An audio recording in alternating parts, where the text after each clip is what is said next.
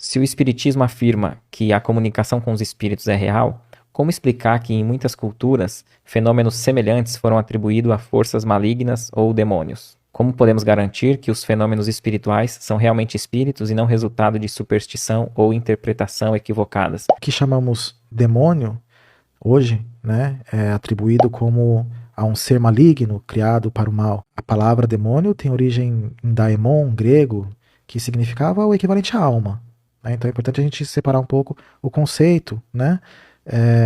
E outro ponto importante é compreender o que a doutrina espírita nos traz, que não existem seres criados definitivamente para o bem, nem seres criados definitivamente para o mal, né? Todos nós somos espíritos imortais, criados simples e ignorantes por Deus.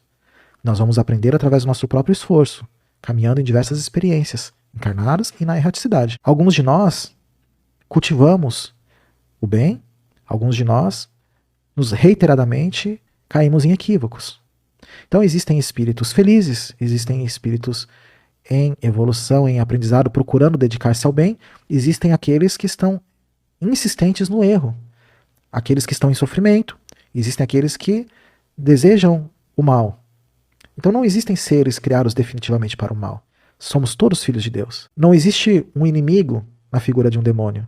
O que existe é um espírito, também filho de Deus, que está em equívoco e que é tão digno de amor quanto todos nós. Aliás, quem garante que nós mesmos não somos aqueles que estamos em erro nesse momento? Quem garante que nós não nos comportamos na agressividade dos automatismos e dos hábitos construídos no passado, quando caímos nas casas mentais da terceira casa, do terceiro andar, perdão, do ideal sublime, para a segunda casa do presente mecânico, para o porão do castelo, que é o nosso automatismo, nos vinculando a padrões de agressividade, como se nos comportássemos praticamente como uma besta apocalíptica. Então, os fenômenos espirituais devem sempre ser submetidos ao crivo da nossa razão. Existem diversos sinais, como a linguagem dos espíritos, para perceber, né, a análise crítica da linguagem adotada pelos espíritos e o sentido moral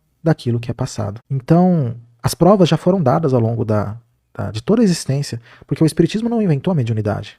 A mediunidade sempre existiu, os fenômenos espirituais sempre aconteceram ao longo de toda a história da humanidade, em diversas culturas, em diversas tradições. O espiritismo veio estudar o fenômeno mediúnico e compreender como ele se processa. E isso está hoje à disposição de todos, né? Em determinado momento, por exemplo, uma intensidade maior de fenômenos físicos, de efeitos físicos,